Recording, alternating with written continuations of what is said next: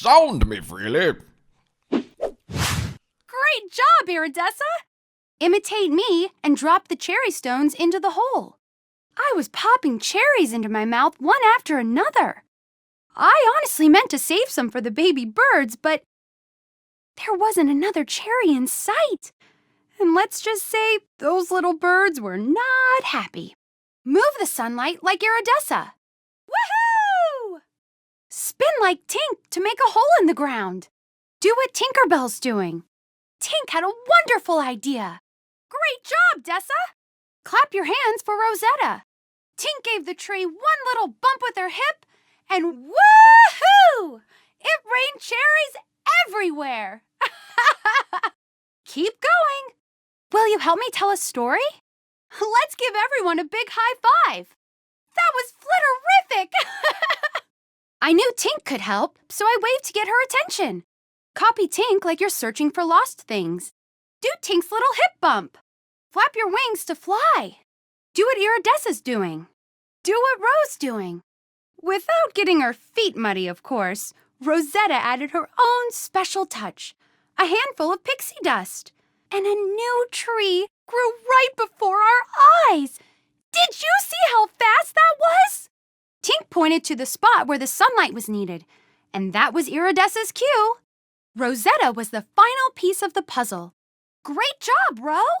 Sprinkle pixie dust like Rosetta. Great job! Clap with me for Silver Mist. Hey there! Is it story time again? Copy the fairy on the left. Do what Silver Mist is doing. Do what Dessa's doing. Tinkerbell's plan worked. For the final touch, I let her do the honors. Do what Tink's doing. Next, we needed some water.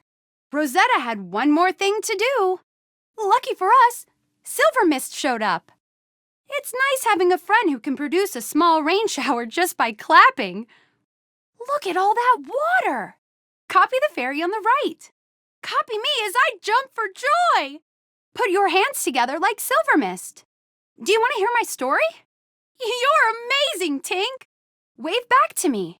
One sunny day, I was relaxing in a tree eating cherries while Tinkerbell was nearby searching for lost things. In a flash, Tink stuck a twig in the ground and started spinning faster and faster. Before I knew it, Tink had created a perfect hole for planting. I tossed the cherry stone right in. Do what Rosetta's doing. Fairy 1. Try to copy your fairy's movements. As I waved to Tink, I dropped one of the leftover cherry stones. Luckily, Tink caught it, and I told her my dilemma. Fairy 2. Sprinkle pixie dust like Rosetta. My new dilemma? What to do with all those extra cherries? Cherry tart, anyone? Cherry cake. Cherry pudding. Oh, a nice chutney maybe. Anyone? Let's see your high five. Copy me as I gobble up the cherries. Copy Tink and point to the spot that needs sunlight. Hi, my name's Fawn, and I'm an animal fairy. I care for all the animals here in Pixie Hollow. Do you want to hear a story? Great! And you can even help me tell it. But our job still wasn't done. The baby birds wouldn't be without cherries for a long, long time. Wave hello to Tink. We were flying over the tree admiring our work. Don't stop now. Do what Scylla's doing. Copy me spinning in excitement. Iridessa showed up with her handy beam of light. Sunny disposition, that one. Faith, trust, and pixie dust. You sure know your fairy talents. All right. Perfect. Way to go, Iridessa. Yes. One last sprinkle of pixie dust and wow! All the branches burst open with pink cherry blossoms.